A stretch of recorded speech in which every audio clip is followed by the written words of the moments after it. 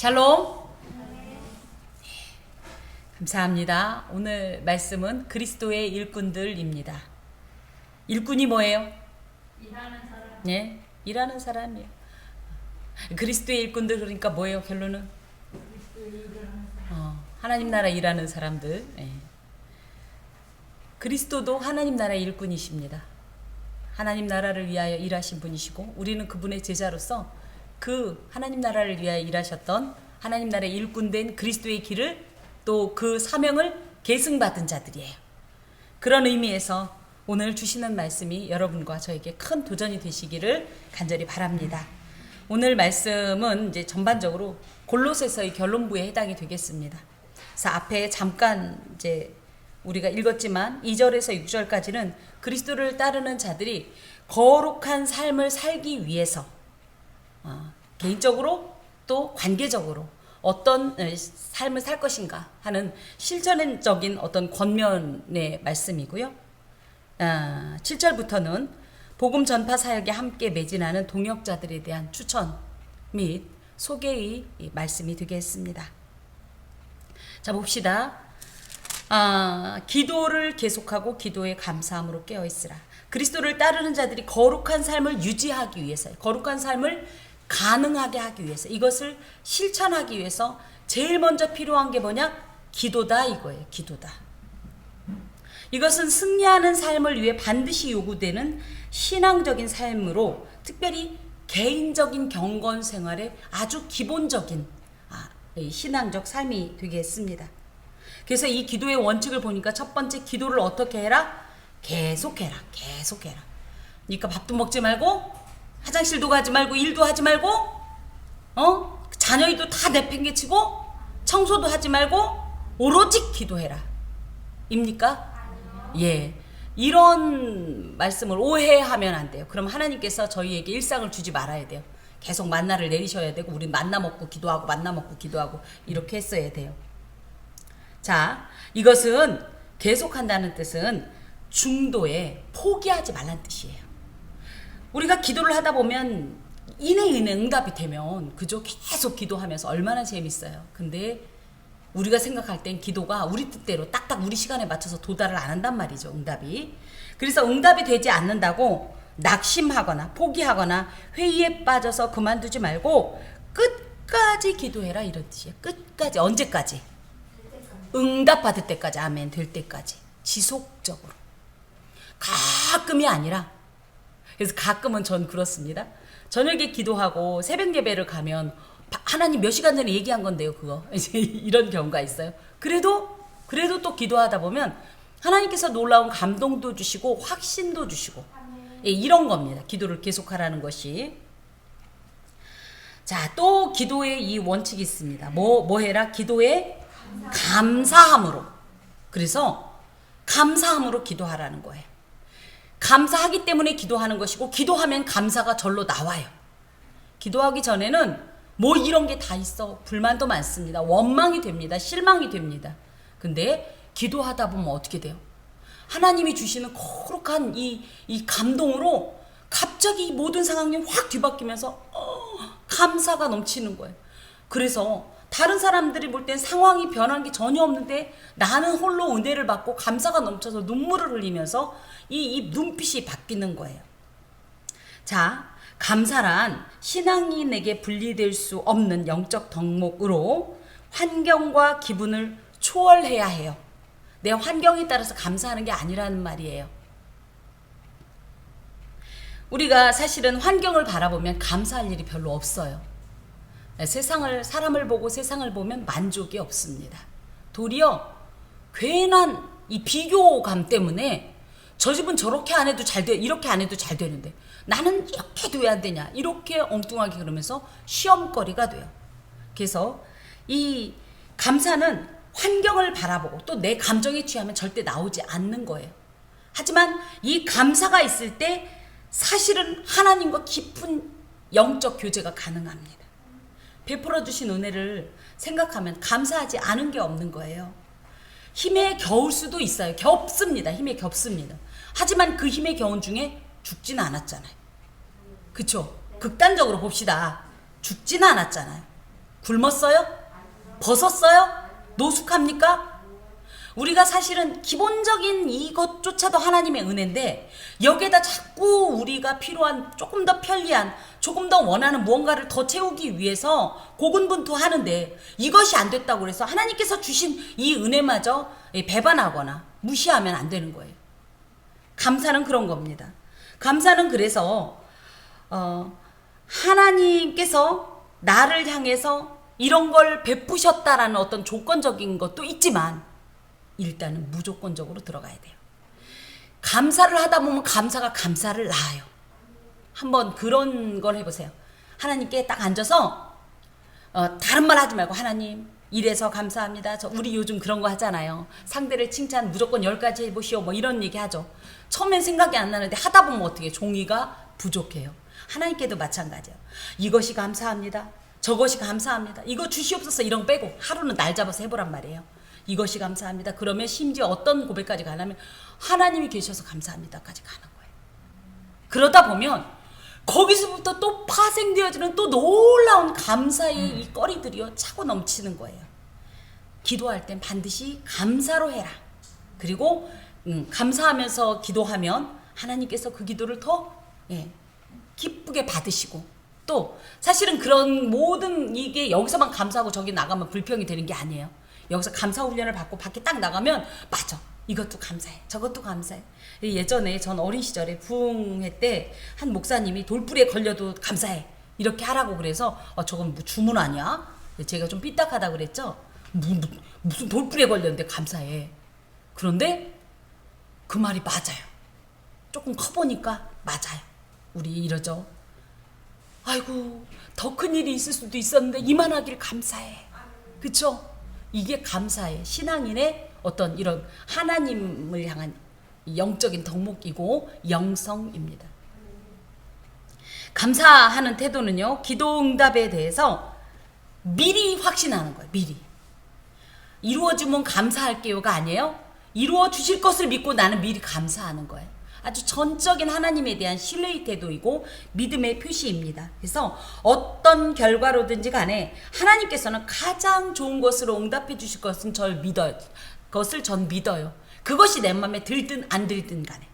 하나님이 주신 거면 우리 부모가 생선 달라고 하는 자녀에게 뱀을 주겠느냐. 그쵸? 떡을 달라고 그랬더니 돌덩이를 주겠느냐. 똑같아요. 하물며 하늘 아버지는 우리가 달라고 하는 것이 사실을 알고 보면 우리를 위험에 빠뜨리게 하고 우리의 영적인 침체를 가져온다면 하나님은 그거 허락하지 않으시는 거예요. 우리는 그게 있어야 살겠는데 하나님은 그거 가지면 너 죽는다. 그런 건 안 주시는 거예요. 그래서 그런 어떤 하나님의 절대적인 그리고 완전한 분별과 이런 모든 섭리에 따라서 주신 거기 때문에 이게 최고인 거예요. 하나님이 주신 건 지금은 어떻게 따지면 에게 이럴 수 있고 왜 다음 것까지 좀 진행하지? 하나님 다 하실 수 있는데 왜 여기서만? 예전에 어떤 이제 총장 그 한동대 그 초호기 총장님이었던 김영길 그 박사의 아내 되시는 그 갈대상자라는 책에 보면 저는 그 표현이 참 오랜 시간이 지났는데도 마음에 늘 와요. 그래서 하나님께서 내 길의 빛도 되시지만 내 발의 등이 되시는구나. 그래서 우리는 빛처럼 서치라이팅을 쫙 해줘가지고 그냥 걱정도 없이 가길 원하는데 사실은 하나님께서는 주로 우리 발에 등을 주셔요. 그래서 한 걸음 한 걸음을 지도하시고 실족하지 않도록 도우시는 거거든요. 이런 것을 우리가 신뢰한다면 기꺼이 감사가 나오는 겁니다. 자, 무엇보다도 여기에 보니까 또 기도의 원리 중에 깨어있어라 이렇게 되어 있네요. 깨어있다라는 말은 그레고른테스라는 말로 주의를 집중하여 조심하며 정신 바짝 차리고 있으라는 뜻을 갖고 있어요. 정신을 바짝 차려야 하는 이유가 뭘까요? 네? 맞습니다.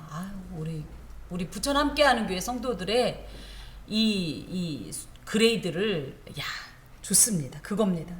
우는 사자처럼 삼킬 자를 찾아 두루 찾아다니고 있는 마귀의 간교한 술책에 넘어가지 않으려면 지속해서 기도해야 돼요. 반복해서 기도해야 돼요. 일순간의 방심은 마귀의 표적이 되기 십상입니다. 그래서 기도를 그래서 쉬는 것이 오죽하면 죄라고 했겠어요, 사무엘이. 예. 그래서 기도 안 하면 범죄자다 이런 건 아닌데 그만큼 우리가 기도하지 않으면 쉽게 넘어질 수 있고 미혹당해요. 기도하는 중간에도 살살살 귀에다 대고 뭐라고 하는데 기도를 하지 않으면, 즉 하나님과 소통되지 않으면 곧바로 마귀가 우리의 영과 혼과 이 모든 것들을 다 잠식해 버립니다. 그래서 깨어 있어야 되는 거예요. 또 기도할 때 왜 깨어 있어야 하냐면 집중하여 기도하지 않으면 중언부언하게 됩니다. 그죠? 그래서 하다 보면 아유 집에다 가스불은 끄고 왔나, 아우 아까 그 미역국 끓일 때 간장을 좀 덜 넣을 걸.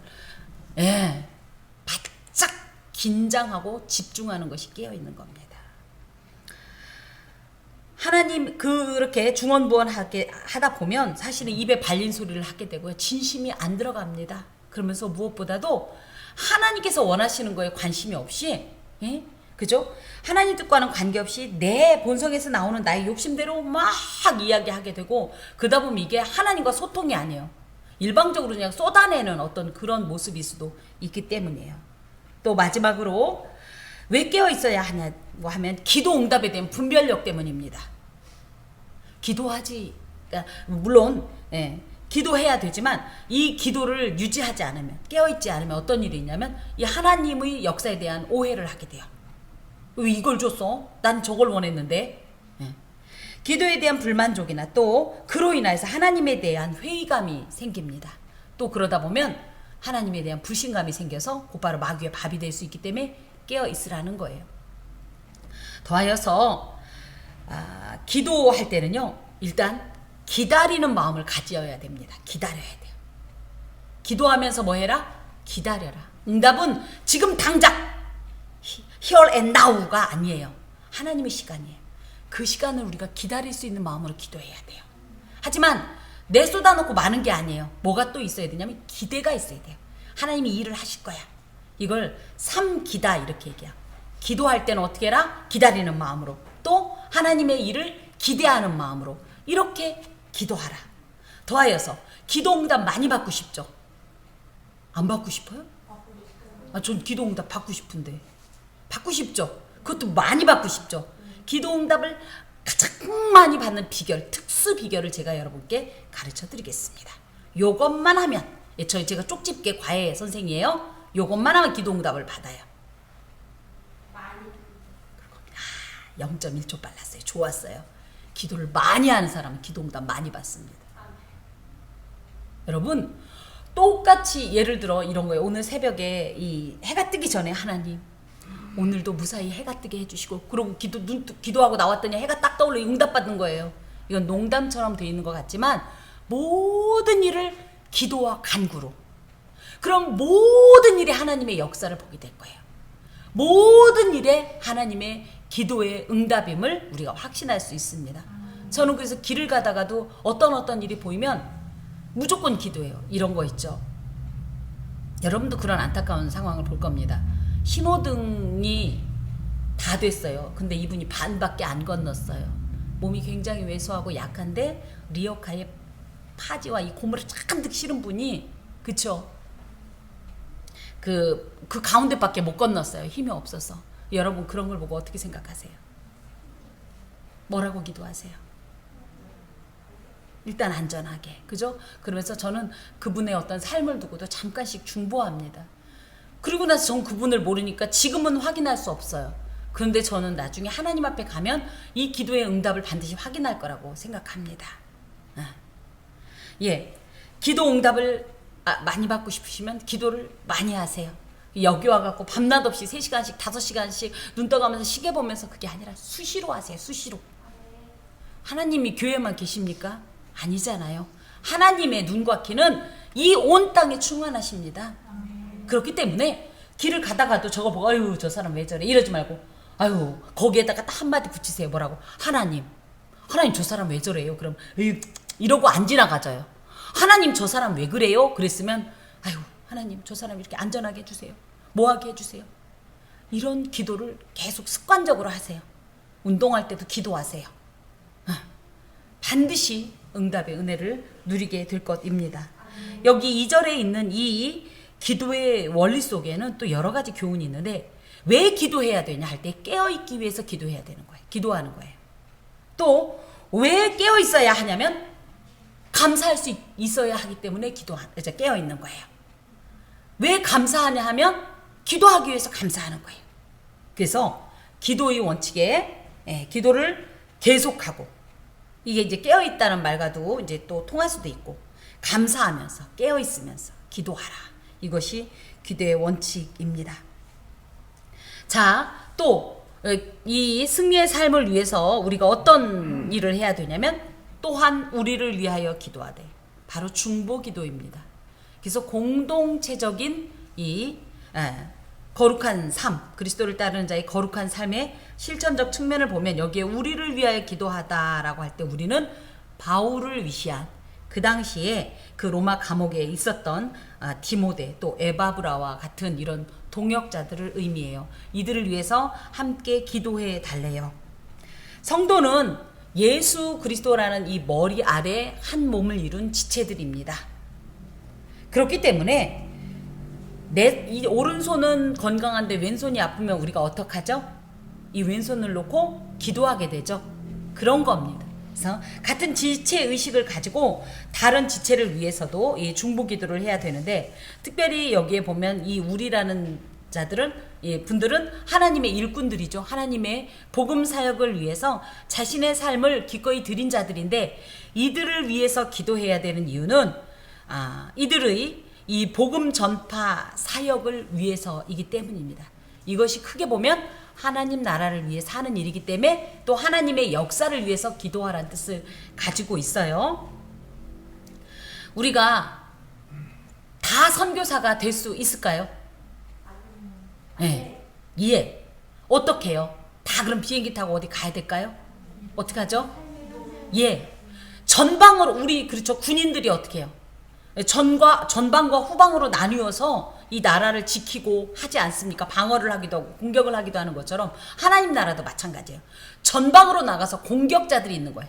공격하기도 하고 실제적으로 일하는 자들이 우리가 소위 말하는 선교사로 파송받고 전도하는 이들입니다. 그럼 우리는 뒤에서 팔짱 끼고 있냐? 그게 아니라 우리는 후방 지원 부대로 뭘로 이 지원을 하냐? 기도로 지원을 하는 거예요.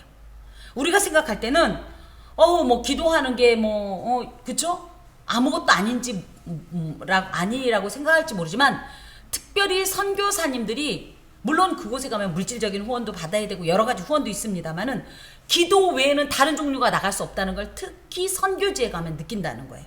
그래서 계속적으로 선교 후원을 하는 교회에 요청하는 것이 돈 좀 주시오 이것보다는 기도해 주십시오예요. 그만큼 사실은 이런 중보 기도는 사역자들에게 있어서 아주 고급진 양분이 됩니다. 실제적인 능력이 됩니다. 역사의 원동력이 된다는 거예요. 또한 우리 교회에 지금 아름다운 일이 벌어지고 있는데, 크로스, 그죠? 나는 우리 선생님을 위해, 선생님은 집사님을 위해 서로 지금 이렇게 막 기도하고 있죠. 제가 그 얘기했죠. 기도 응답이 또 잘 되려면 뭐다? 내가 내 기도하지 말고 뭐 해라? 서로 기도를 주고받아라. 당신은 내 기도, 나는 당신 기도. 예. 이렇게 하다 보면, 기도를 하다 보면 놀랍게 애정이 생깁니다. 그 일에 대한 애정과 관심이 생겨요. 그리고 이 감정이 같이 있다 보면 그 일만 두고 기도하는 게 아니라 그 일에 대한 걸 기도하다 보면 기도가 점점점 확장이 됩니다. 그러면서 더욱더 우리가 똘똘 뭉치게 돼요. 그래서 이거를 중보 기도를 누구는 이 교회의 영적 시멘트다 이렇게 말을 하더라고요. 이해가 가시죠? 더욱더 견고하게 서로 공고하게 맞물려서 진정한 그리스도의 한 몸을 이루게 하는 것이 중보기도라는 거예요. 그럼 중보기도를 그럼 우리끼리만 할 거냐? 중보기도의 폭을 조금 더 넓히십시오. 저는 오늘 기도 인도하신 우리 집사님의 기도를 들으면서 와, 이런 시각을 가져야 된다. 교회는 나 하나 잘 먹고 잘 사는 게 아니에요. 교회는 하나님 나라에 이 땅에 파송된 제사장입니다.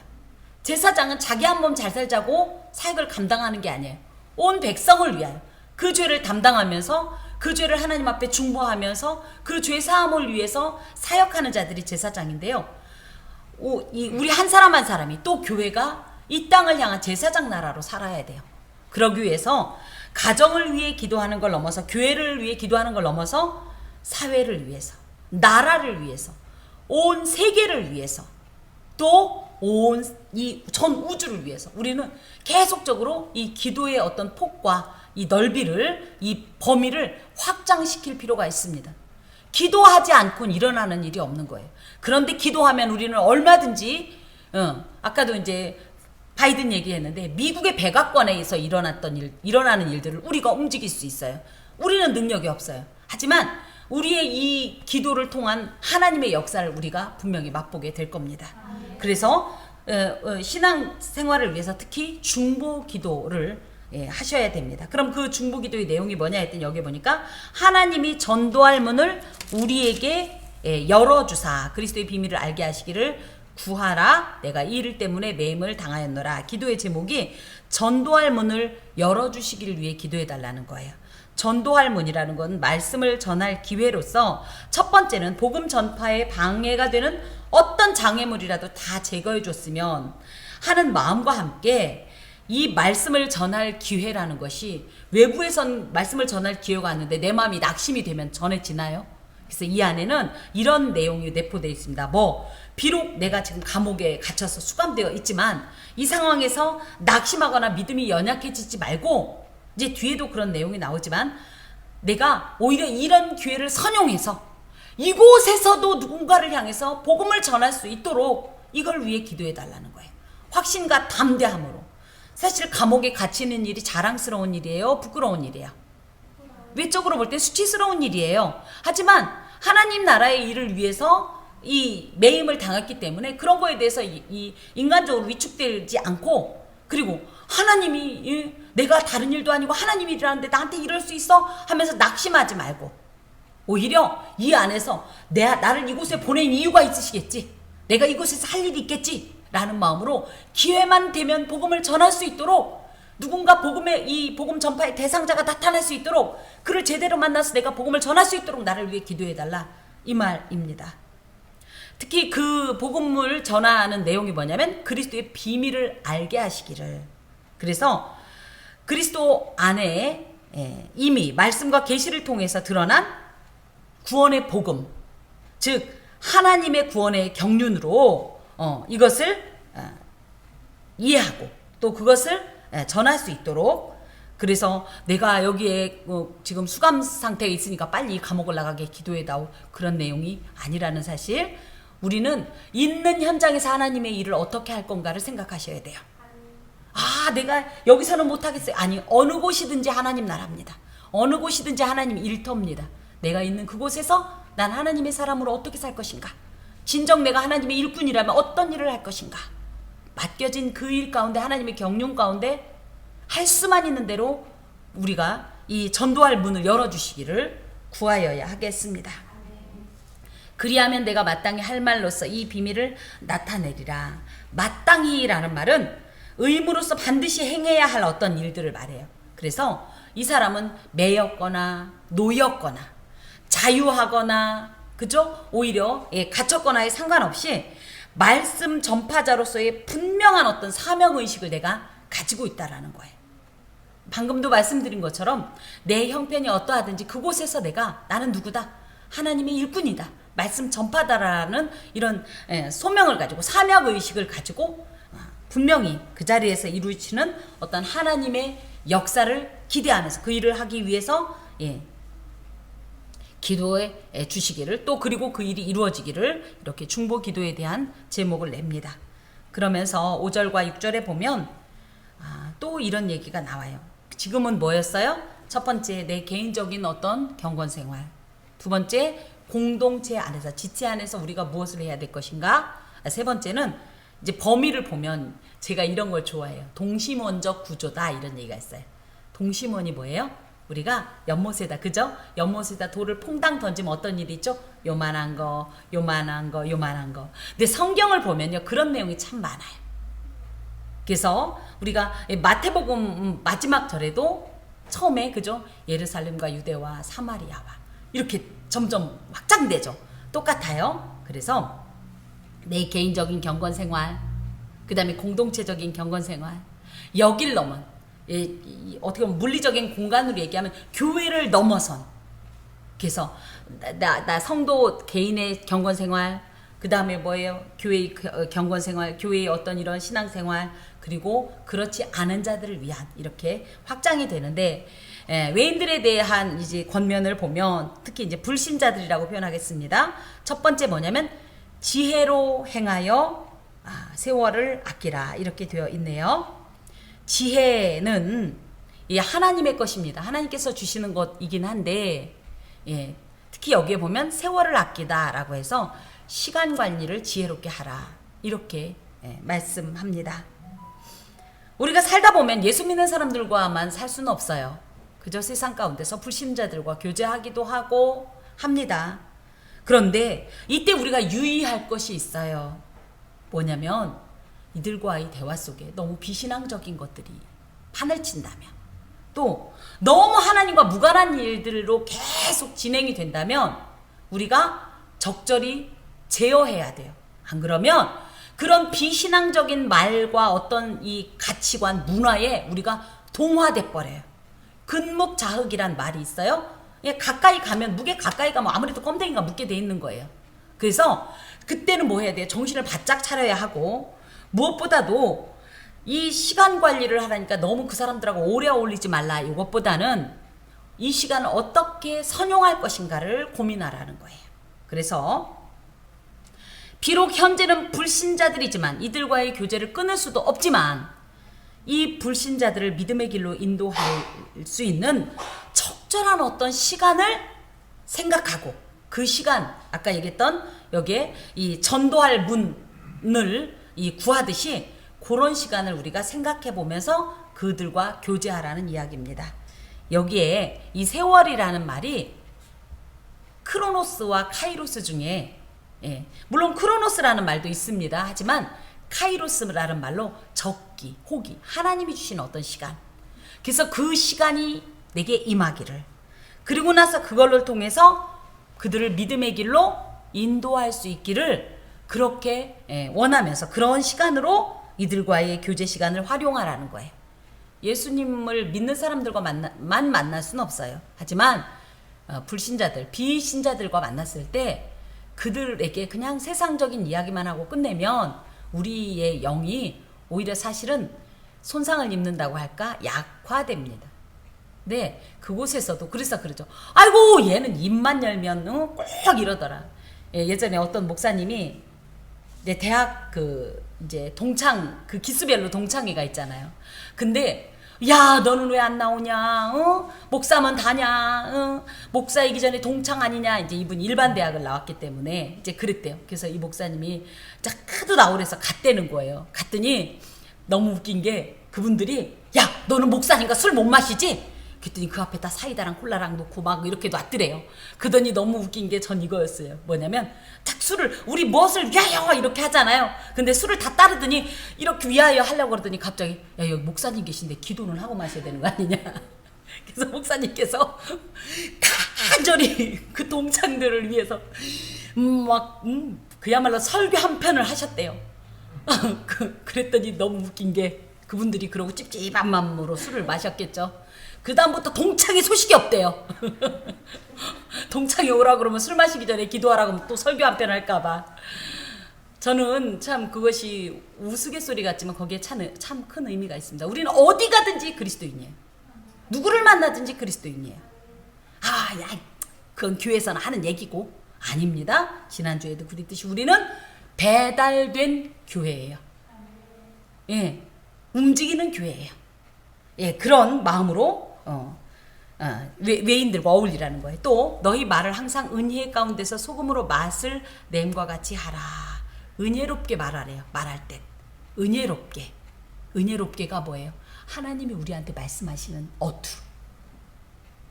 그래서 뭐예요? 하나님 우리한테 이런 썩어질 막 이렇게 말씀하셔요? 어때요? 하나님께서 우리에게 말씀하시는 어떤 이런 어감은 어떤 어감이죠? 부드럽고 따뜻하고 사랑스럽고, 그죠? 행복하게, 위로의 말, 격려의 말, 이런 말을 밖에 나가서도 하라는 거예요. 우리끼리는 어머 집사님 오늘 럭셔리하다, 엘레강스 뭐 있는 거 다 얘기해놓고 밖에 나가서 아유 이러지 말라는 거예요. 그들과도 계속 은혜로운 이 말투를 사용해서 언어 생활을 잘 제어해서 이야기하라라고 합니다. 특히 이 언어 생활은 성도들이 특히 조심해야 할 부분인 것이 사람들이 우리가 때리나요? 무엇 훔치나요? 근데 그 말 때문에 상처를 입는 경우가 많아요.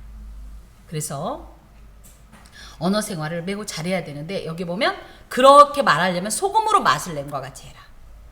소금은 제물을 드릴 때 이 첨가물이기도 합니다. 그래서 굉장히 정죄된 언어를 쓰라는 거예요. 말을 막 하지 말라는 얘기예요. 같은 말을 해도 내가 이 말을 했을 때 상대가 듣고서 기분 나쁘면 어떡하지 하면서 조심스럽게 아주 고급진 어휘만 쓰라는 거예요.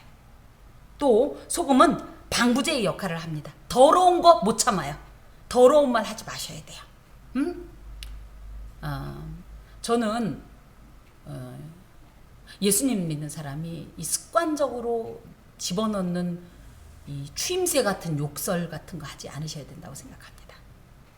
하지 마세요. 또 맛. 소금은 맛을 내죠. 소금 없으면, 김치 없으면 못 살지만 그 김치에 소금 없으면 더 못 살아요. 그죠? 그래서 아이고 저 사람만 왔다 가면 이 시간이 굉장히 의미가 있는 것 같고 이 만남이 너무 가치로워 이렇게 느낄 그런 언어를 사용하라는 겁니다. 그리하면 각 사람에게 마땅히 대답할 것을 알리라. 그래서 이렇게 이야기하다 보면 그 관계가 너무 조화롭게 되고 그리고 하나님 안에서 굉장히 유익한 관계가 될 것이다. 그래서 다른 것도 있지만 특히 신앙생활을 할 때 불신자들과는 언어 생활에 조심하라라는 이런 권면을 합니다. 자, 7절부터 18절까지 보면 이것은 이제 하나님 안에서 귀하게 쓰였던 일꾼들에 대한 소개가 바울의 동역자라고도 할 수 있는 자들이 나옵니다. 자, 봅시다. 두기고라는 사람에 대해서 얘기해요. 두기고는 내 사정을 다 너희에게 알려주리니. 그래서 이 두기고는 이렇게 지금 골로새 교회에 간 이유가 바울의 여러 가지 사정, 지금 현재 상황을 얘기해 주러 가긴 했는데 이 두기고가 누구냐면 이 골로새서를 가지고 지금 골로새 교회로 오는 사람이에요.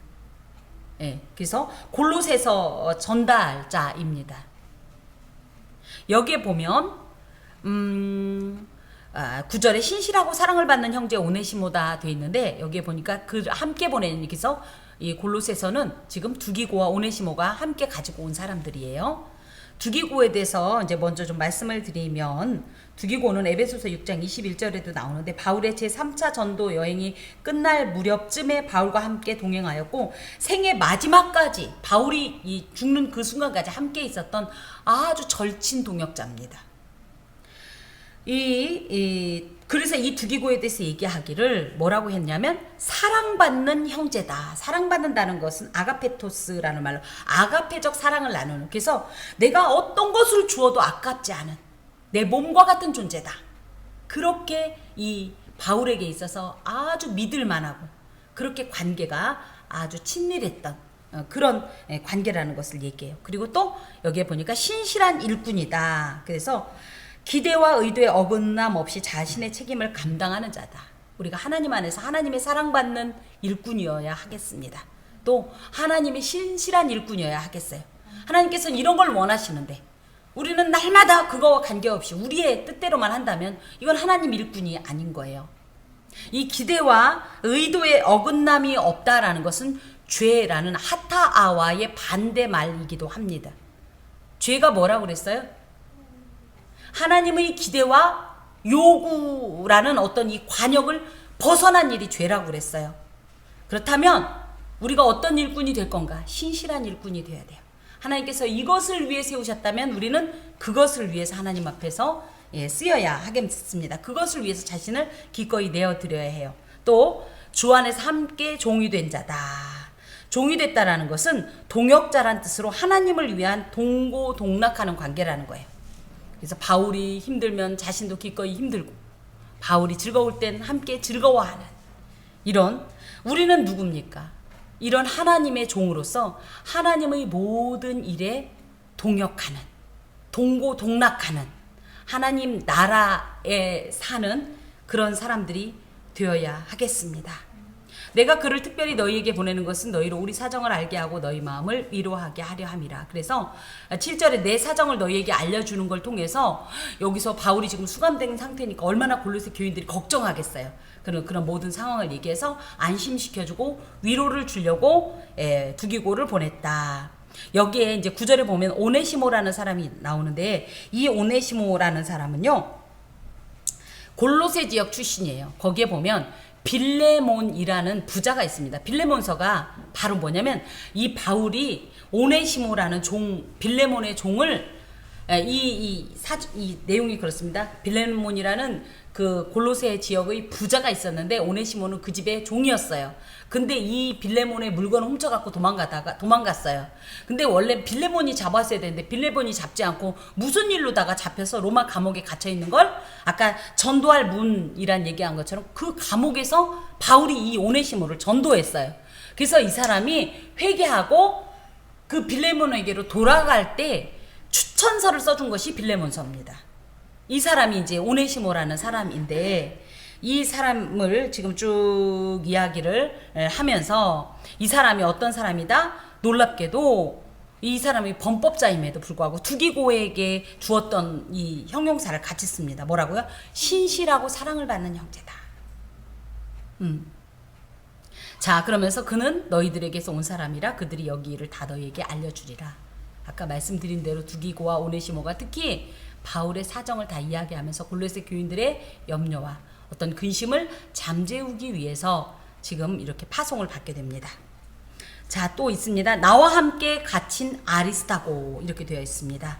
아리스타고는 2차 전도 여행 시에 데살로니가에서 회심을 했어요.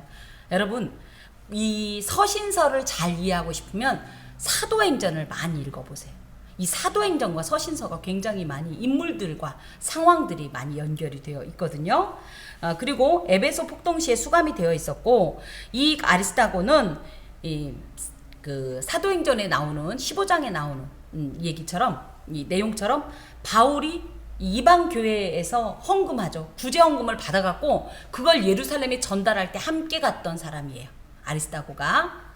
거기다 대고 여기 보면 함께 갇혔다라고 돼 있는데, 이건 자발적으로 수감됐대요. 자발적으로 감옥에 같이 갇힌 거예요. 왜 그랬냐? 혼자 이 감옥이 뭡니까? 모든 관계가 차단된 곳 아닙니까? 그런데 그곳에서 바울의 이 수발을 들면서, 그래서 그곳에서 이 바울의, 이게 자발적으로 갇힌 거기 때문에 이 사람은 죄를 지어 갇힌 게 아니잖아요. 그러니까 왔다 갔다 할 수 있는 거예요. 왔다 갔다. 그러니까 이런 것도 전할 수 있는 거예요. 어찌됐든 그곳에서 바울의 이 손과 발이 되어서 일을 해줬던 그런 사람이라는 거예요. 자, 또 그 다음에 누가 나오냐면 바나바의 생질 마가와, 이 마가에 대하여 너희가 명을 받았음에 그가 이르거든 영접하라. 이 마가는 누구냐면요, 일단 첫 번째 바나바의 조카 맞습니다. 그리고 우리가 잘 아는 대로 마가복음의 저자이고요. 이 오순절 다락방을 뭐라고 그러죠? 마가다락방. 그래서 최후의 만찬과 오순절 이 집회일 때 공간을 제공해줬던, 장소를 제공해줬던 사람이 마가입니다. 물론 그의 어머니 마리아가 제공을 해줬지만 이 마가가 그런 역할을 해 주었는데요. 다만 이 사람에게 좀 오점이 있습니다. 뭐냐면 1차 전도 여행 시에 바울과 바나바와 함께 전도 여행을 떠났었는데, 야, 이거 전도 여행 해보니까 너무 힘든 거예요. 이 부잣집 도련님으로 살다가 갔으니 얼마나 어렵겠어요. 그러다 보니까 어떻게 하냐면, 난 못 가겠다고, 난 더 이상 못 하겠다고, 그렇게 2차 전도 여행 때 못 간다고 얘기를 하게 됩니다. 그런데 바나바는 자기 이제 조카니까 그래도 데리고 가자 할 때 바울은 실망한 거예요. 하나님의 일꾼이라고 자처한 사람이 이렇게 하다니. 그래서 이때 어떤 일이 있었냐면, 바울과 바나바가 원래는 이 바나바가 바울의 후원자였어요. 그래서 바나바를 통해서 이 바울이 그리스도 공동체로 들어왔었던 아주 이 스승님과 같은 존재고, 사부와 같고, 그랬는데 사수와 같은 존재였는데, 이 바나바와 바울이 나누어져요. 이때 헤어집니다. 그래서 바나바는 마가를 데리고 다른 지역으로, 이 바울이 그때 실라를 데리고 2차 전도여행을 떠날 때 이때 결정적인 역할을 했던 사람이 마가예요. 이 마가가 그렇지만 그 이후에는 이렇게 바나바의 이 마가에 대한 얘기를 이때 외에도 다른 데에서도 이 마가에 대해서 긍정적으로 평가하는데, 이 마가가 실제로는 그때는 그랬지만 나중에 알렉산드리아 교회의 초대 감독으로 하나님 앞에 사역할 정도로 순전한 일꾼이 됩니다. 그런데도 굳이 이제 이 사람에 대해서 얘기했던 건 이미 이렇게 소문이 난 거예요. 바울 그렇게 전도여행 가다 포기했다. 이런 소문이 난 거를 이 바울이 알고 이 교회에, 그러다 보니까 사람들이 마가에 대해서 굉장히 배타적이고 이 조금 부정적인 시각으로 바라보는 걸 알고 이렇게 해서 마가를 추천하는 내용입니다. 이 마가가 오네시모와 함께 실수한 자이고 마치 베드로처럼 예수를 부인한 자이고, 하지만 하나님께서는 그가 돌이킬 땐 언제든지 이렇게 귀하게 쓰신다는 것을 알 수가 있습니다. 자, 유수도라 하는 예수도 너희에게 문안하느니라. 그래서 유수도라 하는 예수는 딱히 무슨 이 사람에 대한 이 정보는 없습니다. 다만 바울의 이 수감 생활에 도움을 주었지 않았나, 이 정도로 추측만 할 뿐입니다. 그들은 할레파라 할 때 여기 두기고 또 뭡니까 마가 유수도 이런 사람들을 얘기하는데, 이 할레파는 율법주의자하고는 조금 달라요. 이들은 그리스도교로 개종한 이방인들 요 정도로 우리가 이해할 수 있습니다. 그런데 그들이 하나님 나라를 위하여 함께 역사하는 자들에 대해서 나의 위로가 되었다 할 때, 이들이 함께 하나님의 나라를 위해서 동역하는 자들인데, 함께 역사한다라는 표현은 뭐냐면요, 통증을 완화시키다, 덜어주다, 이런 뜻이에요. 그래서 하나님 나라 사역을 위해서 일을 하다 보면 얼마나 힘에 겹습니까? 그럴 때 이들을 통해서 바울이 마치 아플 때 먹으면 이 도움을 받는 진통제처럼 사역에 대한 여러 고통을 이들을 통해서 내가 많이 경감받았고, 그래서 힘을 얻게 되었다. 그랬기 때문에 이들을 또 골로새 교회에 소개하는 겁니다. 자, 12절, 그리스도 예수의 종인 너희에게서 온 에바브라가 너희에게 문안하느니라. 에바브라는 누구예요? 골로새 교회 개척자입니다. 골로새 교회를 섬기는 목회자입니다. 그래서 이 에바브라는 무엇을 하냐면, 당연히 골로새 교회 목회자니까 항상 너희를 위하여 애써 기도하는 자다. 그래서 골로새 교회를 위하여 애절하게 기도하는 지도자의 어떤 모습을 소개하면서 그런 에바브라를 굉장히 너희들이 신뢰할 만하다라는 내용을 여기에 포함하고 있습니다. 그러면 그 에바브라는 어떤 것을 위해서 기도하냐 했더니, 첫 번째, 너희로 하나님의 모든 뜻 가운데 완전하길 위해서 기도한다. 이 완전이란 말은 텔레이오스라는 말로 본래의 목적에 도달했다는 뜻을 갖고 있어요. 본래의 목적이 뭐예요? 교회에 대한, 성도에 대한 본래의 목적은 뭘까요?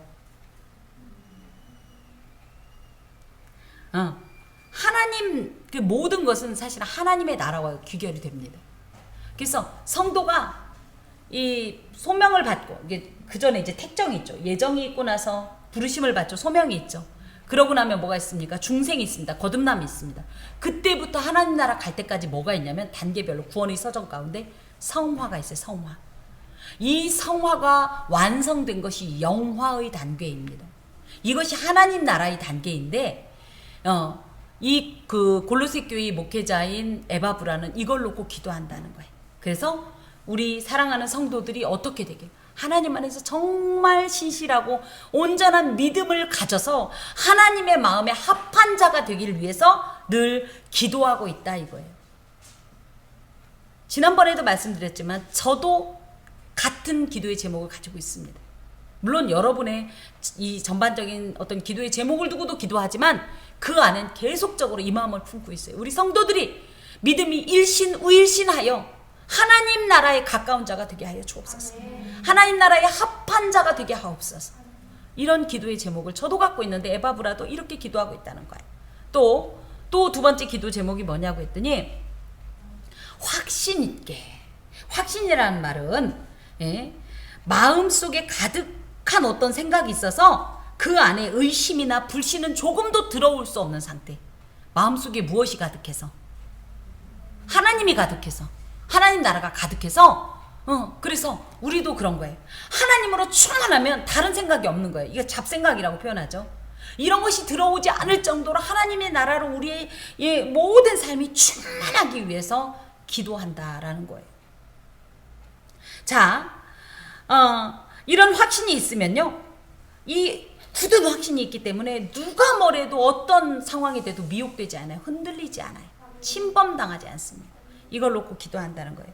그리고 서기 위해, 선다라는 말은 히스템이라는 말로 아까도 말씀드렸던 것처럼 조금도 미동하지 않는 상태, 견고한 상태. 제가 그런 말 쓰죠. 믿음의 강화와 견고함을 위해 기도한다, 이런 표현을 합니다. 여러분, 믿음이 그냥 들어왔는데 휘청휘청 하면요 늘 넘어져요. 그래서 어떻게 돼요? 우리가 우리 몸의 자세를 유지하기 위해서 허리 힘을 딱 주듯이 믿음에도 이런 어떤 이 확신이 있어서 딱 허리 힘을 세우듯이, 그래서 나는 누가 뭐래도 안 흔들려. 이 사람이 이렇다던데 저 사람이 저렇다던데 이 카더라 통신에 나는 요동치 않아. 난 하나님 말씀만 믿어. 난 하나님 말씀만 신뢰해. 하나님의 약속만 의지해. 요게 확신 있게 서는 겁니다. 이런 자들이 되어야 하나님 안에서 온전한 사람이라고 하겠어요. 그걸 위해 이 담당 목회자가 지금 기도하고 있다라는 거예요. 그것을 위해서 이제 기도하면서 그가 너희와 라우디게아에 있는 자들과 히에라볼리에 있는 자들을 위하여 많이 수고하는 것을 내가 증언하노라. 그래서 라우디게아 교회하고 히에라볼리는 골로새 지역에 함께 그 계곡에 있었던 큰 도시 이름이고, 실제로 히에라볼리에도 교회가 있었던 모양인데 그 교회에 대한 얘기는 없고, 라우디게아 교회는 계시록에 나옵니다. 그래서 어찌됐든 그런 사역을 위해서 기도하는 자인데, 그것을 그냥 단순히 어느 정도 기도하고 어느 정도 사역하는 게 아니라 많이 수고한다. 이 수고한다라는 표현이요, 1장 마지막 절에 있어요. 29절에 1장 뭐라고 했냐면 이 역사를 따라 힘을 다해 수고하노라. 이 수고한다는 말이 뭐냐면 코피아오라는 말로 코피가 나도록, 제가 그렇게 얘기했었습니다. 코피가 나도록 사역하고 있는 목회자 에바브라를 소개하면서 기도와 섬김의 수고를 마다하지 않는 목회자 에바브로에 대한 이 어떤 이런 추천과 이 칭찬의 말이 있습니다. 또 4절에 보니까 누가가 있네요. 누가는 직업이 뭐다? 의사다. 그런데 이 누가가 의사로서 병원을 차려서 돈을 많이 번 게 아니라 누가가 이제 사도행전에도 나와요. 그래가지고 이 누가복음도 누가가 짓고 사도행전도 누가가 기록했어요. 그래서 그런데 어찌됐든 이 누가는 바울의 2차 전도 여행 때부터 바울의 개인 주치의로 동행합니다. 바울이 몸이 굉장히 약했다고 돼 있어요. 그래서 몸에 가시가 있다, 이런 표현도 하는데, 그러다 보니까 계속 마게도냐 행에도 로마 행에도 동행을 했고요. 이 누가가 의료 선교 사역의 효시다, 이렇게 얘기를 합니다. 요즘도 의사 중에 신앙인들이 많이 그저 의료 선교를 떠나죠. 이제 누가가 이제 어떤 그런 것의 효시다, 이렇게 얘기를 해요. 여기에 이제 함께 소개되는 자가 데마입니다. 데마. 이 데마는요, 여기서는 굉장히 바울에게 칭찬을 받고 추천받는 사람이었는데, 디모데후서 4장 10절에 보면 데마는 세상을 사랑하여 나를 버리고 데살로니가로 갔다라는 표현이 있어요. 그래서 이 사람은 시작은 이렇게 훌륭했지만 끝은 하나님 앞에서 절대 좋지 못했던, 마치 이 가룟 유다와 같은 믿음의 파선자입니다. 이곳에서는 분명히 긍정적으로 평가가 되지만 그런 사람이었다. 또 15절 라오디게아에 있는 형제들과 눈바와 그 여자의 집에 있는 교회에 문안하고.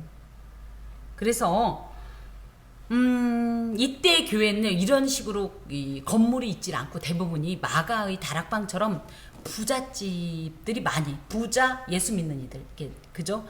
그런 분들이 자기의 공간을 할애해 줬어요. 그러면 그 공간에서 함께 예배도 드리고 교제를 했던 가정교회 형태가 많았습니다. 골로새 교회도 그랬고, 또 여기 보니까 실제로 여기 눈바와 그 여자의 집에 있는 교회 이렇게 할 때 라우디게도 그런 형태였다, 많이 이제 이렇게 얘기를 해요. 사실 이때는 반기독교적인 어떤 이런 문화 속에서 굉장히 이런 사역을 하는 것이 위험했어요. 사회적으로 굉장히 지탄의 대상이기도 했고, 그리고 사실 나의 물질을 선뜻 내놓는 게 이름도 없이 빛도 없이, 하지만 그것을 통하여서 현재 이 교회가 이어진다고 할 때 이런 섬김이 얼마나 귀한지 모르겠습니다. 저는 이런 말씀을 전할 때마다 저희 교회의 이 어떤 이 교회 현재 이 공간의 모태라고 할 수 있는 영광 기획을 잊을 수가 없어요.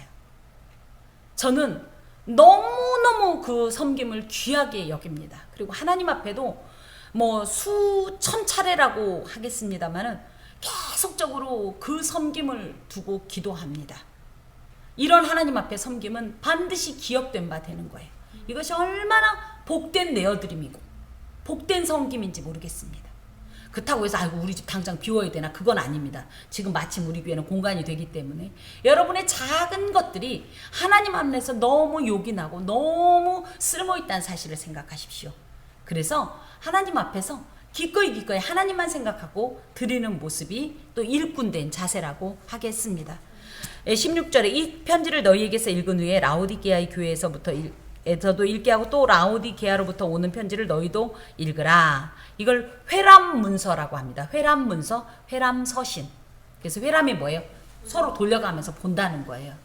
지난번에도 말씀드렸던 것처럼 현재의 이런 성경의 모습은요, 그나마 이 종교개혁 이후에 그 구텐베르크라는 사람을 통해 인쇄술이 딱 발전을 하면서 이 독일어 성경이 막 발행이 되면서 이런 형태로 그나마 성경이 왔지.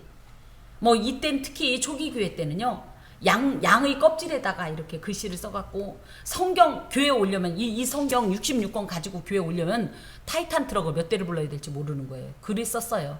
그러다 보니까 어찌됐든 그렇게 그 당시에 이 성경이 귀했습니다. 그래서 그러니까 여러 권 갖고 막 여러 교회에 나눠줄 수가 없어요. 그러니까 골로새 교회에서 읽고 이 골로새서를 라우디 교회에서 읽고, 라우디 교회에는 어떤 편지를 보냈는지는 아직 확인되지 않지만 누구는 에베소서를 보내지 않았겠나 이런 얘기도 하는데, 어찌됐든 거기서 읽었던 걸 여기로 돌려보내고 서로 돌려가면서 왜요?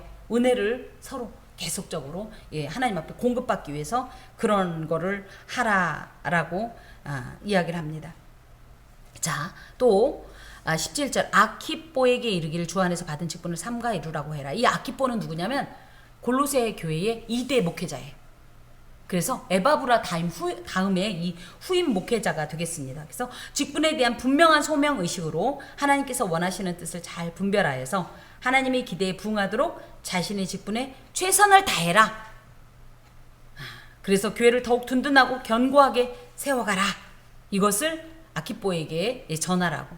그런데 이 말 속에는 아키뽀에게 실질적으로 당신이 그런 소명을 받은 자로서의 사명을 이루라는 이런 권면이기도 하겠습니다. 자, 나 바울은 친필로 문안하노니, 여기에서 이제 친필이란 표현이 이제 중요한데요. 뭐든지 진짜 사인이라는 뜻이에요. 그래서 이 안에 있는 모든 내용은 바울이 인정한 바이고 대부분이 이제 대필이란 표현을 이제 가지고 있는데, 이 로마서 등에도 그렇고요. 대필이 뭐냐면 바울은 석학이에요. 그 시대에 우리나라로 말하면 그 가운에 이 줄이 지금 몇 개가 있을지 모를 그런 석학인데, 이 필체도 좋지 않았다고도 하고, 이 하나님 앞에서 그때 이 회심할 때 이 강한 빛을 받아서 그 뒤로 시력이 굉장히 안 좋았다는 설도 있고 그렇습니다. 그래서 주로 이 바울이 쭉 읽어주는 거예요. 그러면 그걸 대필을 해서 맨 나중에 바울이 마치 사인처럼 이런 말을 쓴 거예요. 이 내용은 내가 쓴 거다 이거예요.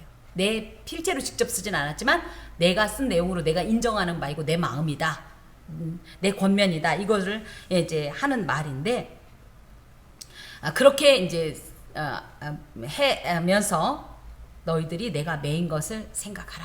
내가 매인 것 생각하고 두 다리 뻗지 말고 두 다리 뻗고 자지 마라, 이런 뜻이 아니라, 나는 내가 이렇게 하나님 앞에서 이렇게 감옥에 처하기까지 하나님을 섬기는 것처럼 너희들도 너희들 삶 가운데 하나님의 일꾼으로서 최선을 다해 하나님의 일을 이루라. 하나님 나라를 섬기라. 이런 뜻을 갖고 있어요. 그러면서 은혜가 너희에게 있을지어다. 이건 축도문인데요. 은혜라는 말은 카리스라는 말로 이 내적 기쁨에 근거한 평안입니다. 그래서 하나님을 믿는 사람이라면 외부에 어떤 환경이 있더라도 요동치 않고 빼앗기지 않는 특별한 이 하나님께서 주시는 평안과 이 기쁨이 있는데, 이것을 너희가 가지고 있고 유지해라라는 뜻이에요. 그냥 있을지어다 하니까 이례적으로 끝나는 것이 아니라 지속적으로 이걸 빼앗기지 말고 갖고 있어라. 자, 여러분, 교회에 제가 하나님 나라는 다양한 일꾼들의 다양한 사역을 통해 세워져 갑니다. 그런 측면에서 나는 과연 하나님의 어떤 일꾼이 되어서 어떻게 섬길 것인가. 나의 지금 모습은 하나님의 일꾼으로서 어떤 하나님 앞에 이 부름을, 추천을 또 소개를 받을 수 있을 것인가. 제가 이 장면을 생각합니다. 나중에 우리가 하나님 나라에 갔을 때 예수님께서 이제 우리를 소개하겠죠. 하나님께. 하나님, 부천 함께 교회를 섬기던 박 집사입니다. 이러면서 거기에 박 집사를 생각하니까 아무튼 박 집사입니다. 이렇게 할 건지, 응? 아니면 좋은 건 내가 해야지. 부천 함께하는 게 섬기던 김 목사입니다. 이 김 목사는요, 다른 건 몰라도 목소리가 참 컸어요.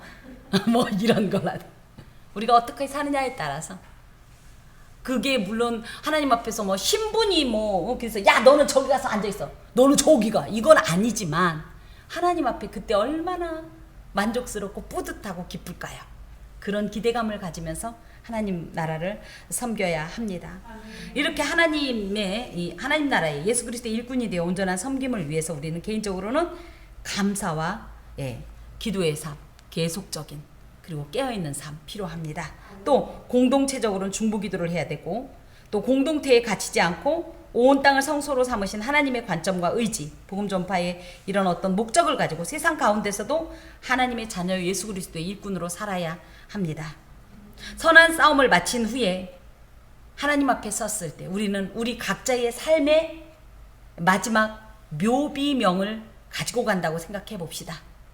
여러분은 여러분의 묘비명에 무엇이라고 기록되기를 원합니까? 내지는 무엇이라고 기록될까요?